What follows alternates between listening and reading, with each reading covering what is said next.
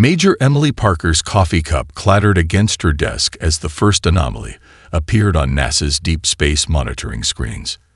The energy signature was unlike anything she'd seen in her 15 years of service, a rippling distortion that seemed to tear through the fabric of space itself. "Dr. Thompson, you need to see this," she called out, her voice steady despite the adrenaline surging through her veins. The veteran physicist hurried over, his weathered face illuminated by the pulsing red warnings now flooding their displays. Within minutes, they weren't just tracking one anomaly, but 12 massive vessels breaching the space above Earth's atmosphere. Their obsidian hulls absorbed light rather than reflected it, creating void-like silhouettes against the stars. The largest ship, nearly 5 miles in length, positioned itself directly over the North American continent. At the Pentagon, General James "Iron Jack" Harrison stood before a wall of screens, his jaw set in a grim line as satellite feeds tracked the alien armada's deployment. Junior officers scrambled around him, but his expression remained unchanged.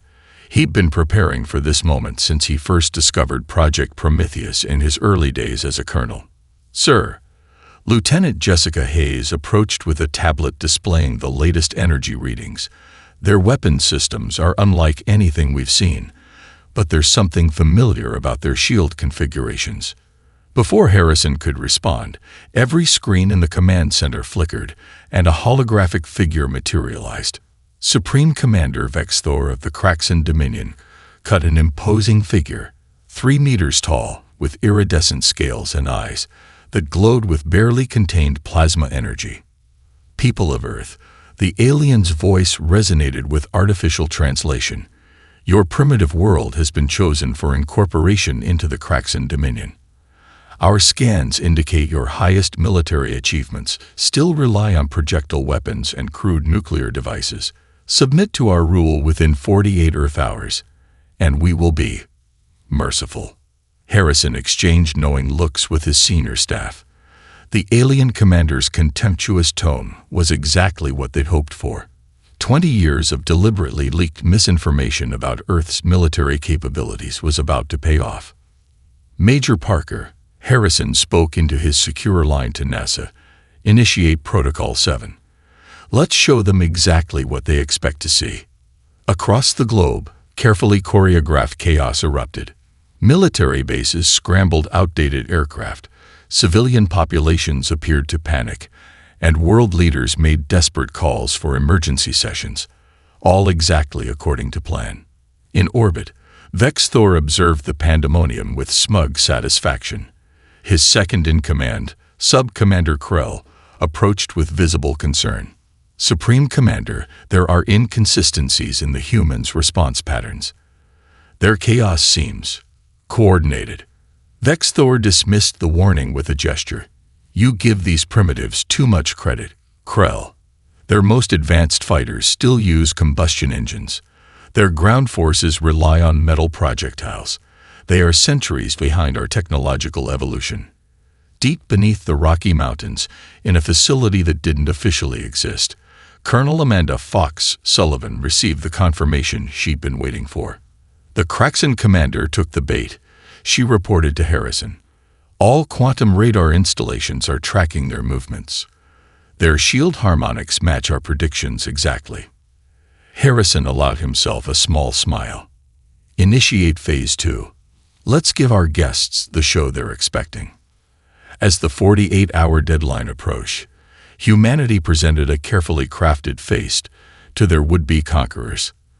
The United Nations convened an emergency session, military forces postured ineffectively, and civilian populations appeared to vacillate between panic and defiance. But in hidden bunkers, classified facilities, and secret orbital platforms, Earth's real defensive capabilities hummed to life. 2 decades of reverse-engineered technology, quantum computing breakthroughs, and revolutionary military innovations stood ready.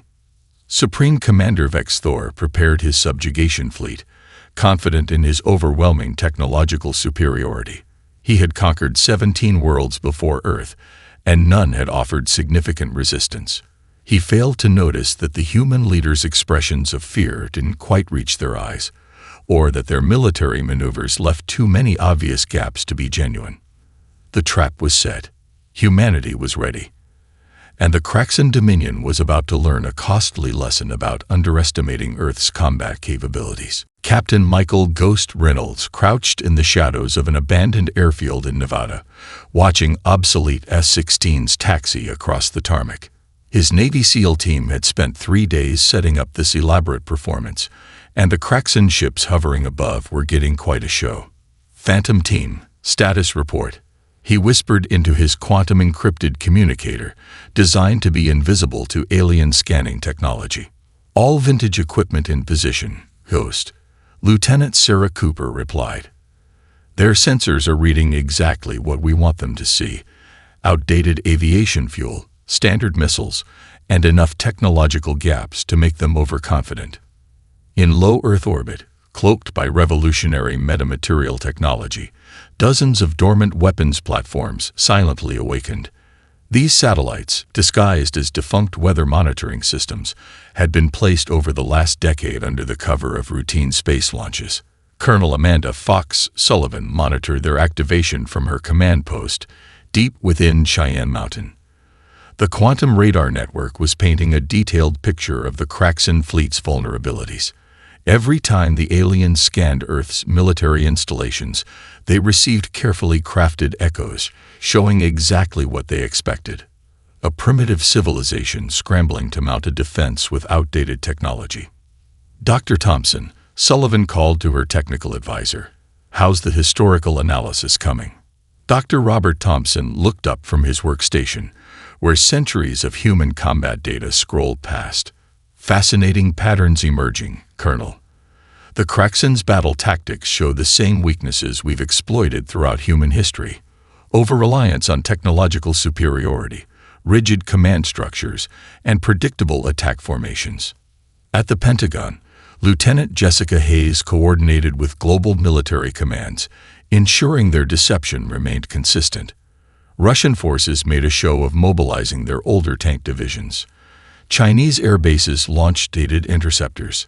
European NATO forces conducted obvious and ineffective electronic warfare attempts. "The beauty of this plan," Hayes explained to General Harrison, "is that every seemingly desperate move we make reinforces their prejudices. They're so convinced of their superiority that they're blind to the gaps in their intelligence." In orbit, Sub-Commander Krell continued to voice his concerns to an increasingly irritated Vexthor. "Supreme Commander, I've been studying their military history. These humans have a disturbing pattern of overcoming superior forces through unconventional tactics." "Enough," Vexthor snapped. "Their most advanced weapons can barely reach orbit. Their communications rely on primitive electromagnetic transmission. Their ground forces still engage in close combat with handheld weapons. They are no threat to the Dominion." Meanwhile, in a secured facility beneath MIT, Dr. William Wild Bill Cooper finalized the calibrations on humanity's new weapon systems. His team had spent years studying fragments of alien technology recovered from previous covert encounters.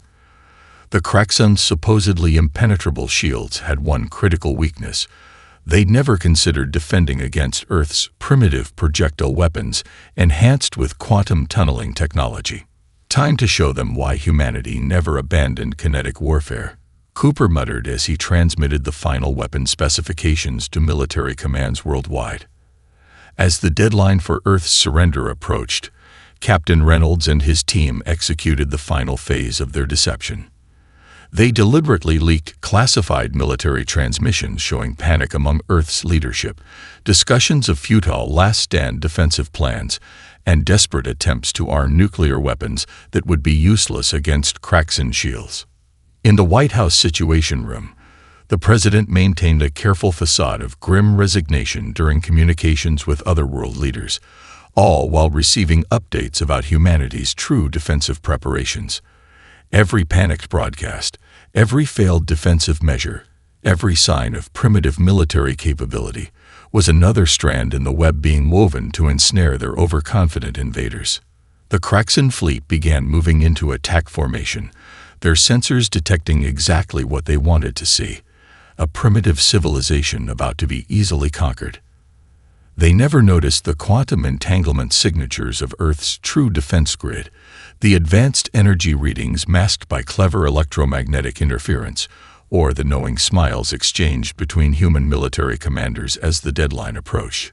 Earth's trap was about to snap shut, and the Kraxan Dominion was walking right into it. The sun rose over Major Derek Dex Martinez's seemingly vulnerable airbase in New Mexico, casting long shadows across rows of outdated aircraft.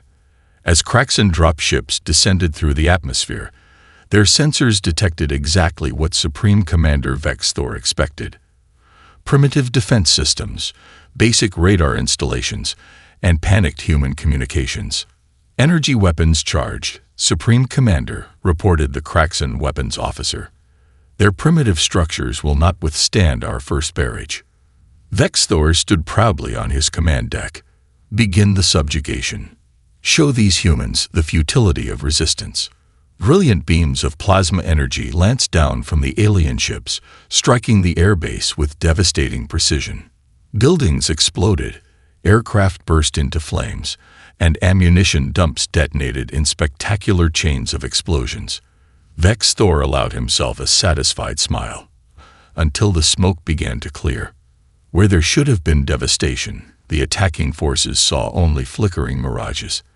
The destroyed buildings and aircraft shimmered and vanished, revealed as sophisticated holographic projections.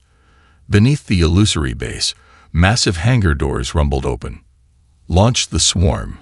Lieutenant Sarah Havoc Anderson commanded from her real command center, buried deep underground.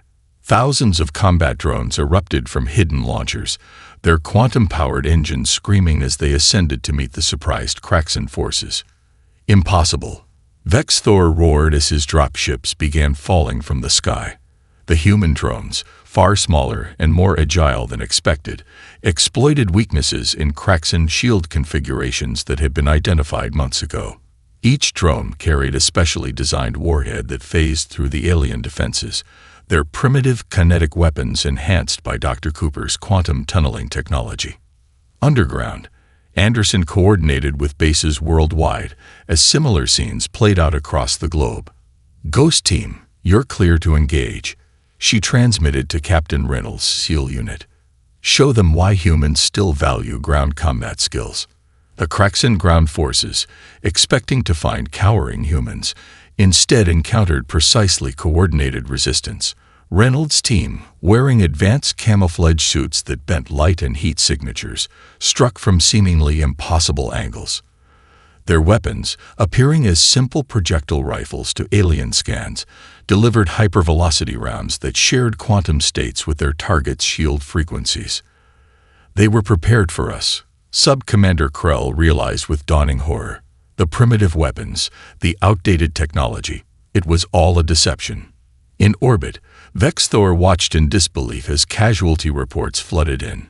His first wave of troops, equipped with armor that could withstand plasma bolts, fell to weapons that shouldn't have existed on such a backward world. The humans weren't just fighting back. They were winning. "Sir," his tactical officer called out in alarm, "our shield configurations are failing. Their weapons, they're using principles we've never encountered." Dr. Cooper monitored the battle from his command post, coordinating with quantum computers that adjusted weapon frequencies in real time. "Fascinating," he noted as data streamed in. "Their technology is actually quite vulnerable to properly applied kinetic force." They became so focused on energy weapons that they forgot the basic physics of momentum and impact. The Kraxan troops that managed to land found themselves fighting an enemy that seemed to anticipate their every move. Lieutenant Anderson's drone swarms herded alien units into prepared kill zones. Captain Reynolds' teams struck with devastating precision, using the terrain and urban environments in ways the rigid Kraxan battle doctrine never considered. "Pull back," Vex Thor finally ordered, his voice tight with rage. "Regroup and prepare for orbital bombardment. These humans have hidden capabilities, but they cannot withstand the full power of our fleet." In the Pentagon Command Center, General Harrison allowed himself a grim smile as he received the casualty reports. The first phase of humanity's defense had exceeded all expectations. The Kraxans' initial assault force was in tatters, their invincible image shattered, and their commander was about to make an even greater mistake. "They're retreating to high orbit," Lieutenant Hayes reported. "Exactly as predicted." "Good," Harrison replied. "Signal all commands. Prepare for Phase 2. Let's show them what else we've been hiding in plain sight." Master Sergeant John Savage O'Brien pressed his body against the ancient granite of the Rocky Mountains, his advanced camouflage suit shifting colors to match the stone. Below, a column of Kraxan heavy infantry marched through the narrow valley, their arrogance evident in their tight formation. "Eagle's Nest, this is Savage," he whispered into his quantum comm. They took the bait, moving exactly as predicted. In a hidden command post 5 miles away, Native American tracker Sarah Blackhawk monitored thermal signatures through quantum imaging systems. Confirmed, Savage. Their pattern recognition software still hasn't adapted to our mountain warfare tactics. You're clear to proceed. O'Brien gave the signal. Hidden charges in the valley walls detonated, but instead of simple explosives, they released streams of programmable matter that Dr. Cooper's team had developed. The microscopic machine swarmed over the alien armor, exploiting the same shield frequencies that had proved vulnerable during the first battle. In Chicago, detective-turned-resistance fighter Kate Shadow Morrison watched from the partially collapsed remains of Union Station as another Kraxan patrol fell into her trap. The aliens had expected to find humans hiding in the subway tunnels. Instead, they found an interconnected maze of quantum sensor traps and holographic decoys. "They're still thinking in straight lines," Morrison reported to Colonel Sullivan. "Can't seem to grasp that we've been fighting in urban environments for centuries. Keep pushing their tactical doctrine to its breaking point," Sullivan replied.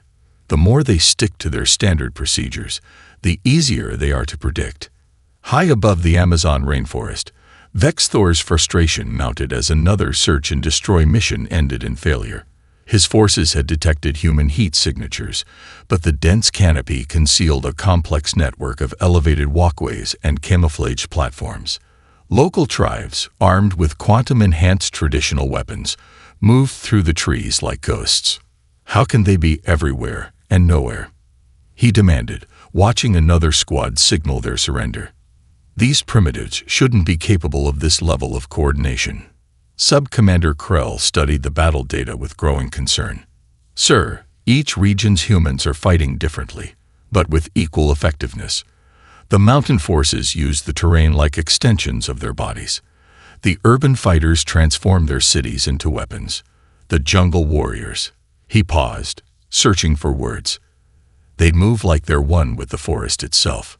In the Alps, Swiss special forces demonstrated why their ancestors had never feared invasion. Quantum-linked avalanche triggers turned the mountains themselves into weapons. Kraxan dropships, designed for atmospheric combat, found themselves outmaneuvered by humans using centuries-old knowledge of wind patterns and thermal currents. "Their greatest weakness," Dr. Thompson explained during an emergency briefing, "is their inability to adapt to Earth's diverse combat environments.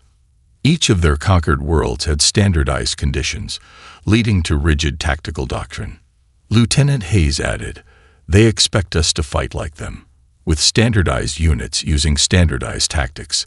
Instead, they're facing thousands of years of accumulated combat knowledge, adapted to every environment on Earth."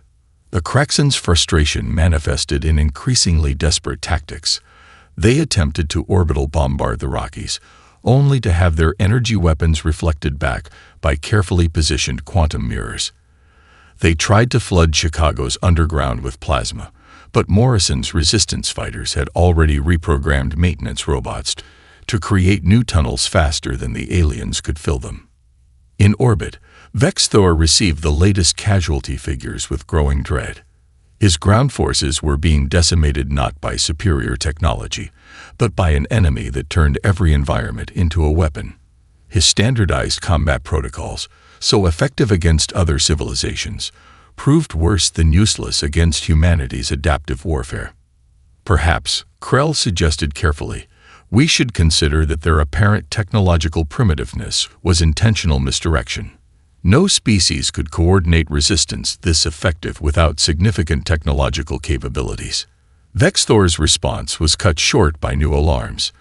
In major cities worldwide, human forces launched synchronized counterattacks. Each region employed different tactics, but all displayed a level of coordination that should have been impossible for a primitive species. The Kraxan Dominion was learning a harsh lesson. On Earth, every battlefield had its own rules, and humanity had mastered them all. Tommy Pixel Rodriguez's fingers flew across his holographic keyboard as alien combat data streamed across multiple displays. The former game designer had spent the last 72 hours converting his breakthrough gaming AI into a military combat prediction system, fueled by real-time battlefield information from around the globe. Dr. Thompson, look at this pattern, he called out, highlighting a sequence of Kraxan fleet movements. Their ships move like NPCs in a real-time strategy game. Predetermined response patterns triggered by specific conditions. Dr. Alexandra Lex Thompson leaned forward, her quantum physics expertise combining perfectly with Rodriguez's gaming insights. They've optimized their reactions to the point of predictability. Their efficiency is their weakness. In the Marine Corps Strategic Command Center, Colonel Benjamin Mind Games right-watched as the new combat prediction software transformed the battlefield display into something resembling a chess grandmaster's analysis board.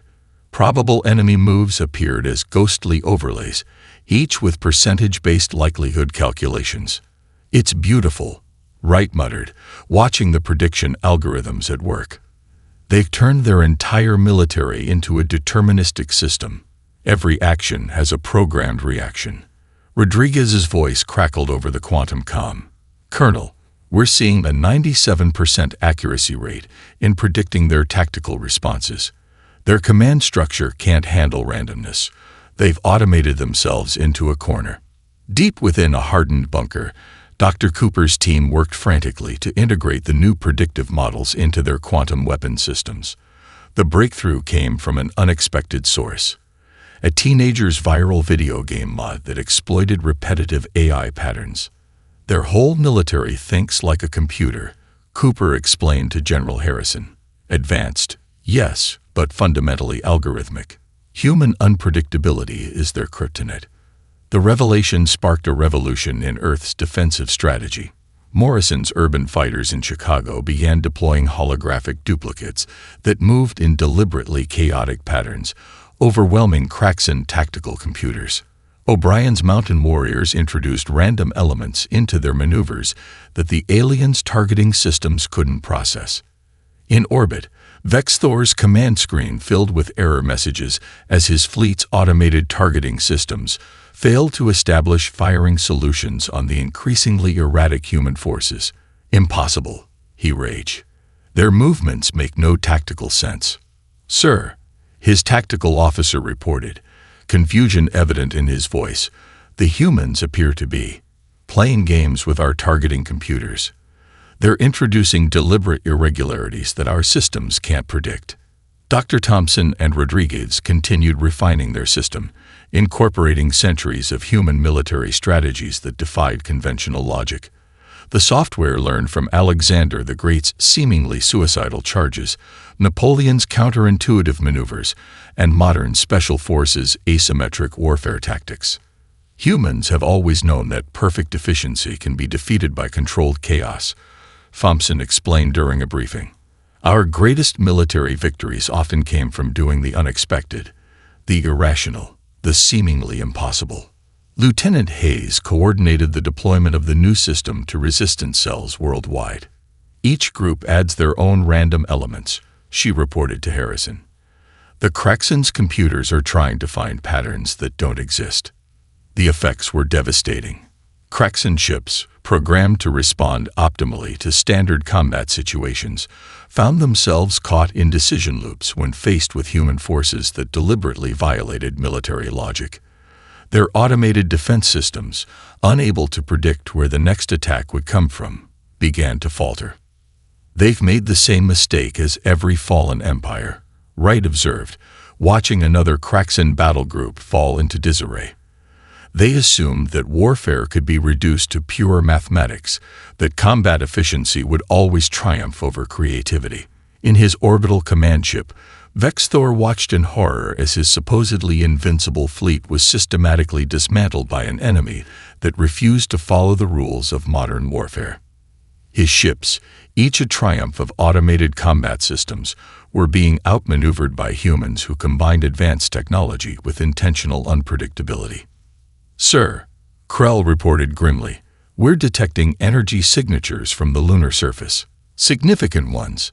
I don't think we've even begun to see their true capabilities." The Supreme Commander's response was cut short by new alarms.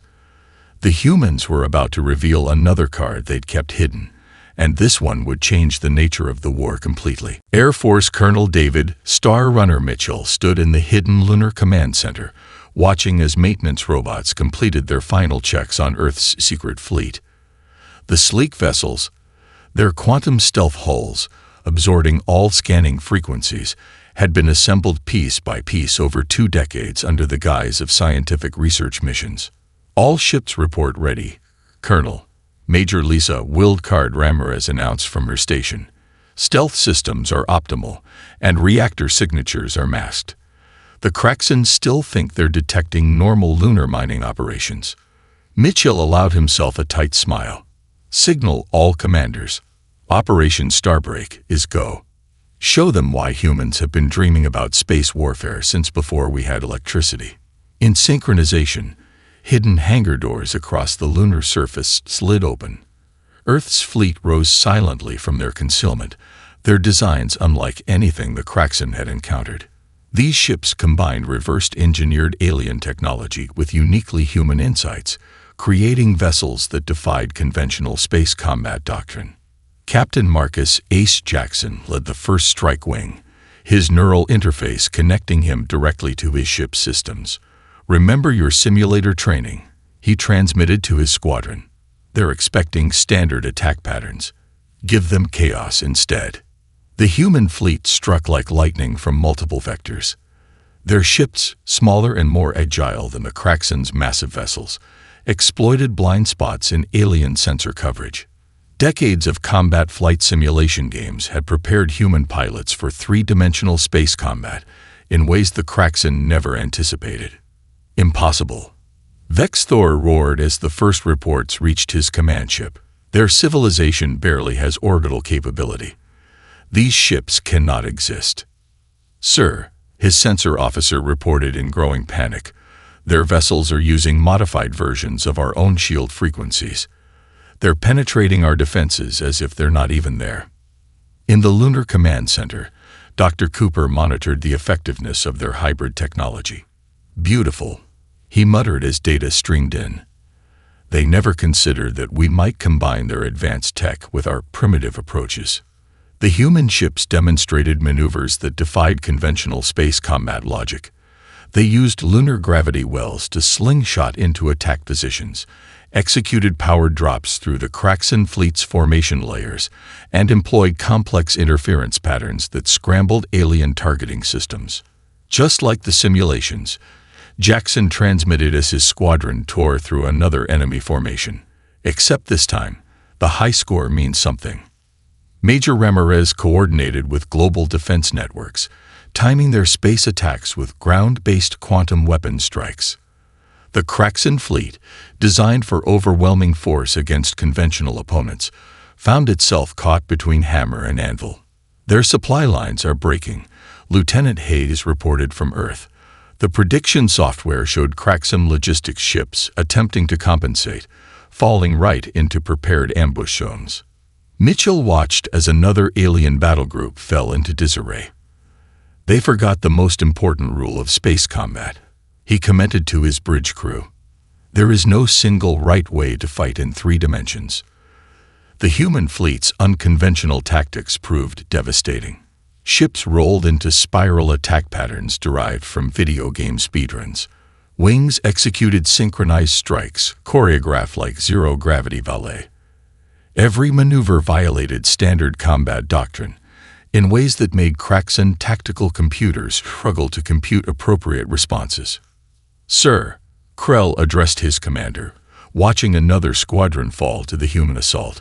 "They're not just fighting us. They're revolutionizing space combat itself." In the Pentagon Command Center, General Harrison received the latest battle updates with grim satisfaction. The space theater had transformed from the Kraxans' greatest advantage to their most vulnerable front. "Send word to all commands," he ordered. "Initiate the final phase. Let's show them what happens when humanity brings its full arsenal to bear." Above Earth, the battle reached a crescendo as human ships executed a complex maneuver that scattered the main Kraxan fleet. Their formation broken, their supply lines severed, and their combat doctrine in shambles, the invaders faced a terrible realization. They had awakened humanity's full potential, and the price would be devastating. Dr. Rachel Mind Warrior Henderson stood before a wall of holographic displays in the Pentagon Psychological Operations Center, watching as her carefully crafted campaign unfolded across the Kraxan fleet's communication channels. Years of studying alien psychology had led to this moment. "Begin Phase Echo," she commanded. "Let's show them humanity's greatest hits." Lieutenant Colonel Kevin History Matthews nodded, initiating the broadcast sequence. Across every Kraxan frequency, images began to play. Alexander the Great's vastly outnumbered forces defeating the Persian Empire, the Spanish Armada falling to England's smaller but more agile fleet, Vietnamese guerrilla fighters overwhelming superior forces. "Their command structure is hierarchical," Henderson explained to General Harrison. "Each defeat chips away at their supreme commander's authority. They literally can't conceive of continuing to fight once their leadership's infallibility is questioned." In orbit, Vex Thor watched in growing horror as his crew's morale crumbled. The humans weren't just broadcasting their victories. They were demonstrating a pattern that stretched back thousands of years. "Sir," a communications officer reported, "multiple ships are requesting clarification of command authority. The humans' historical data suggests we may have catastrophically underestimated their combat capabilities." Sub-Commander Krell studied the transmitted histories with growing fascination. These humans, they'd been preparing for this moment for their entire history. Every battle they've ever fought has taught them something new. They don't just learn from victory, they learn even more from defeat. On Earth's surface, Matthews coordinated with resistance forces to provide live demonstrations. In the Rocky Mountains, O'Brien's team recreated ancient Native American tactics with modern technology. In the South Pacific, island nations demonstrated centuries-old naval strategies with quantum-enhanced vessels. "The psychological impact is exceeding predictions," Henderson reported, watching morale indicators across the Kraxan fleet plummet. "They're beginning to understand that our primitive status was the greatest military deception in human history." In Chicago, Morrison's resistance fighters transmitted footage of their urban combat techniques, showing how centuries of city warfare had evolved into their current strategies. Each demonstration reinforced the same message. Humanity's apparent technological limitations had been a carefully crafted illusion. Their entire military doctrine is based on technological superiority, Matthews observed. "We're not just defeating their forces, we're destroying their entire worldview." Vex Thor's command ship buzzed with increasing dissent. Officers watched in stunned silence as humans demonstrated combat techniques that had been refined across thousands of battles. The broadcast showed how each human culture had contributed unique insights to warfare, creating a combat doctrine as diverse as Earth itself. "Look at their adaptability," Krell marveled, watching footage of human forces switching seamlessly between different combat styles. "While we perfected a single approach, they mastered thousands. Each defeat made them stronger. Each victory taught them humility." Dr. Henderson's team launched the final phase of their psychological campaign. They transmitted data about humanity's simulation programs, showing how humans had been preparing for space combat through games and virtual training for generations before achieving spaceflight. Their entire species approaches warfare differently, a Kraxan tactical officer realized aloud. They don't seek perfection in a single method. They perfect the art of adaptation itself. The breaking point came when Henderson broadcast footage of children playing strategy games, showing how humanity had turned combat training into entertainment, constantly innovating and exploring new tactics through play.